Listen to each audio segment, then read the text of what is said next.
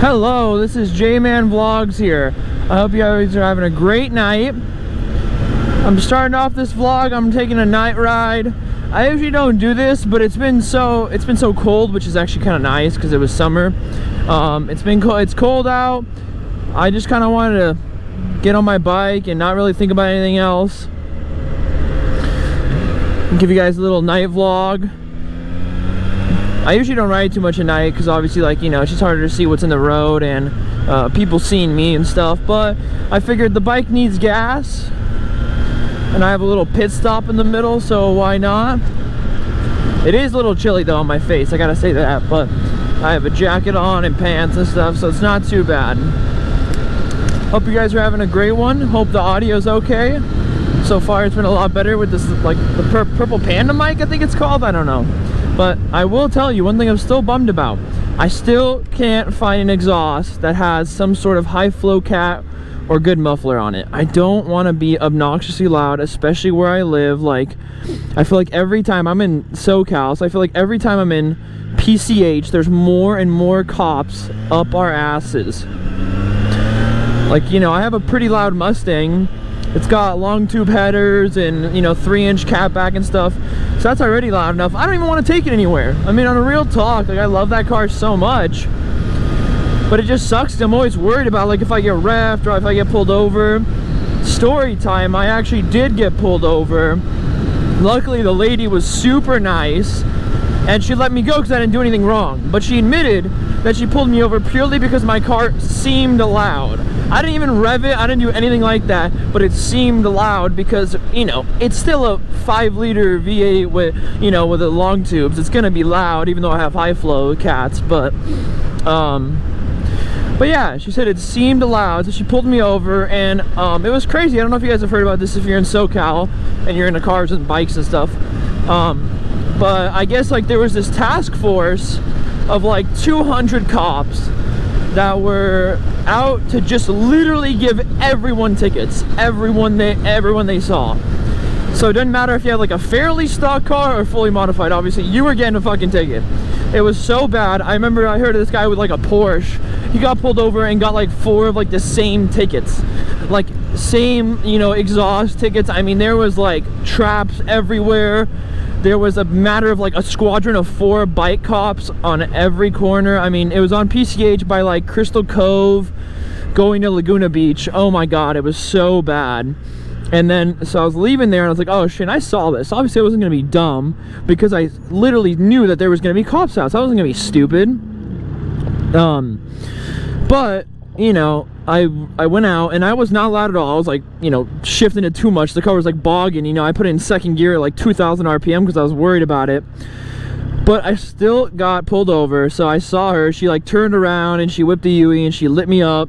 And luckily, you know, I still think always be respectful to cops. I feel like that makes, hey, look at it, talking about him.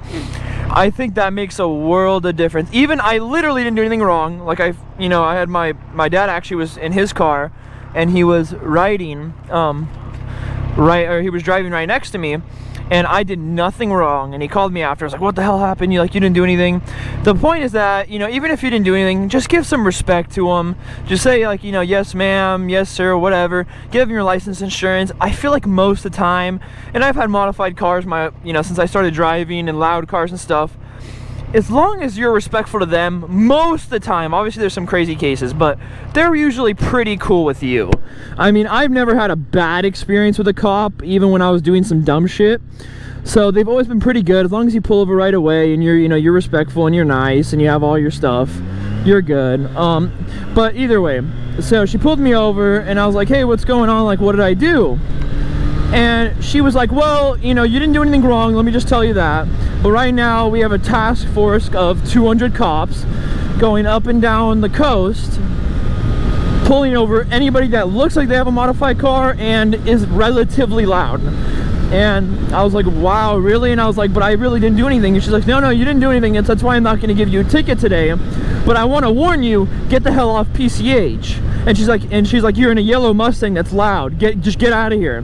And I appreciated that because I did exactly that. I stood next to her the whole way back, and as soon as I could, I went inland. Fuck the coast, man.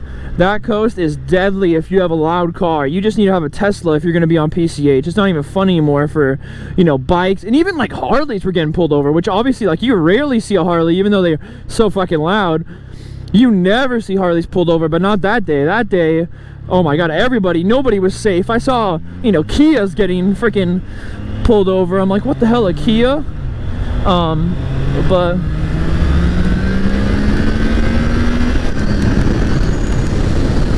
yeah, no one was safe. Oh, I love this bike.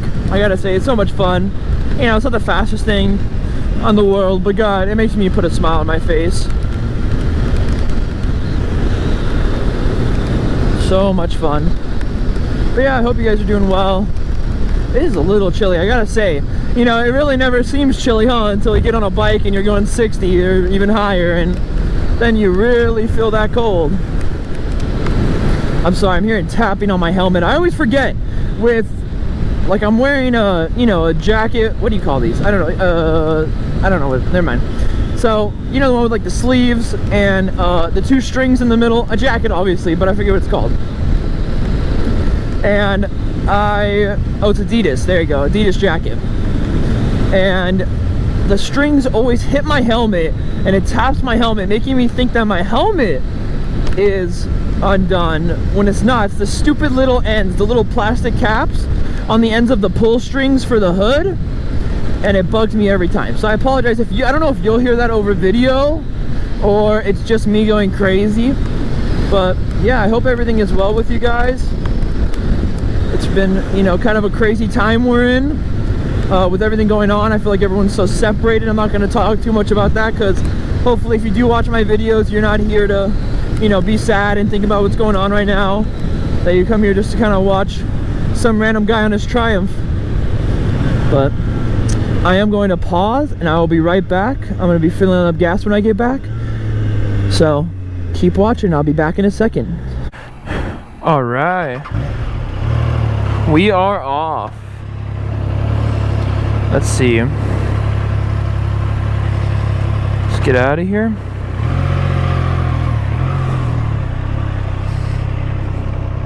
I always like to make sure, because obviously I take off my gloves and stuff, that I didn't forget anything. Cool, nothing there. Good, good, good. Alright, time to head home. So, funny thing about the Trident, I don't know if I've ever mentioned it, but it is quite weird that, I don't know if you guys know, but the Trident has like this bar that goes across when you try to put the gas, like the gas filler neck in the tank. It won't let you. And I don't know if this is common to all bikes. I don't think so, because my girlfriend has the Aprilia RS660 and that doesn't do it. Like, it can just create a seal. But with the Trident, it has like this freaking bar, so you can't actually put the, like, you know, the tube from the filler, from the gas pump or whatever, into the actual fuel tank. So you have to actually like pull it back, pull the little seal back, so it tricks the system into thinking that it has like pressurized lock, and then you fill it up that way. I don't know, I want to see what everybody thinks. Like, have you guys experienced that? If you have a Triumph or if you have your own bike, like, let me know in the comments if other bikes do that too. It's the weirdest thing, and I'd probably have to show you to get exactly what you mean. But like, so if this is the hole, I don't know if you can see that on camera, I know it's dark out. If this is the hole, there's a bar in the middle, so like you can't just stick the freaking hose thing in. So I don't know, it was kind of a weird thing. I remember when I first had that issue, I was sitting at the gas pump for like 10 minutes like, am I doing something wrong? Like, is that supposed to, like, you know, move out of the way? Something like that. And then finally I was like, all right, well, and I looked it up, and I think someone said it, that like you have to basically just like pull the seal back so it fakes it. But it's the weirdest thing. It's the weirdest thing. Another thing too, when I bought the bike, the guy told me up front, which is kind of interesting, I don't know if other bikes do this too, but when you fill it up with gas, it takes some time to show up. Like, even if you just turn the key, it'll still show low, and then once you start driving it, then it'll show that you have a full tank. Like, it's already at a full tank. I drove, you know, as soon as you go, you know, right up to speed limit, it's already there. But it's kind of an interesting thing takes a system of a second. But yeah, the filler neck thing is the weirdest. That threw me off. I was like, what the hell? Oh, it is nice riding at night though. Less people, I'll tell you that. Less people to look out for. And nice cold air. I'll give you guys a little pull here. So, you know, I'm a 200-pound guy, so, you know, obviously it's not gonna be the fastest thing in the world, but let's see. So we'll do, let's see, should we do third? I'll do it right after I come around this corner. I'll do third. And then let's see if I can get my shifts right. Let's see. All right, right when I come. Oh, look at that. I fucked it up and then I let off. All right, let's see.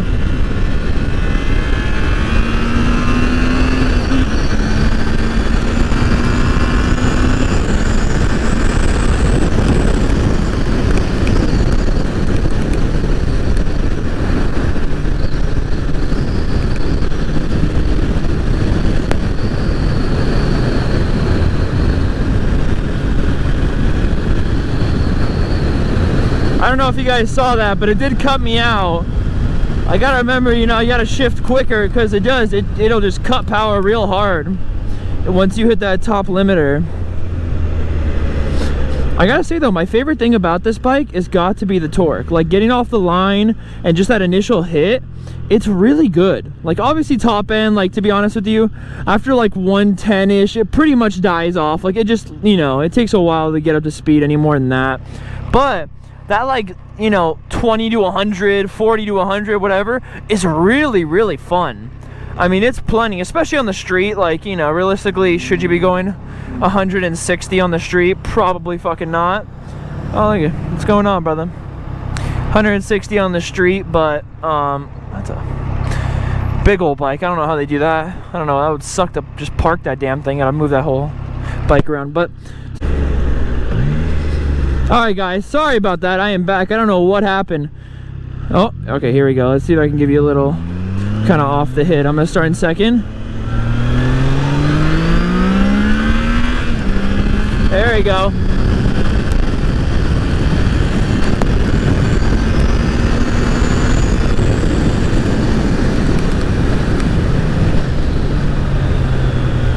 So still very good power.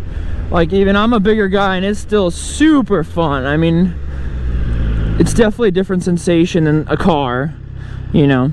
I mean, the power to weight is so different. I mean, I think this thing is like low 400s and this makes about 85 horsepower, I think. So plenty of power to have fun with, at least. I mean, obviously go crazier.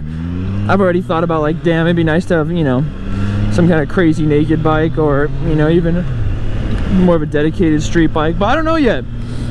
I think I'd have to test drive or ride maybe my girlfriend's a little more to know if I want to commit to those ergonomics of being, you know, more tucked and big. And I don't know, I feel like I'm like, you know, a bigger guy on that. It looks kind of funny. I mean, I guess if you have a big, you know, sport bike, it's not that bad, but like when you're over 6 foot and you're like cradling this little engine, like just an engine basically, I don't know, I think it looks kind of funny. But you know, I really like the ergos of it, and like when you are tucked and on the freeway and having the wind visor, that's pretty nice. Let's see if I can get around this Prius. I didn't even shift down, I'm still in 6th, and you just have plenty of torque. I mean, that's probably one of my favorite things. Like even when I rode this thing from, you know, I rode this on the freeway for like an hour straight. That was one of my favorite things, that even, you know, you're holding it like, you know, even if you're at 70, let's see. If you're at like 70, you're at like 6,000 RPM, which like isn't too bad, but like you just always have torque. Like even this is 6th gear and 60 or 62, let's see.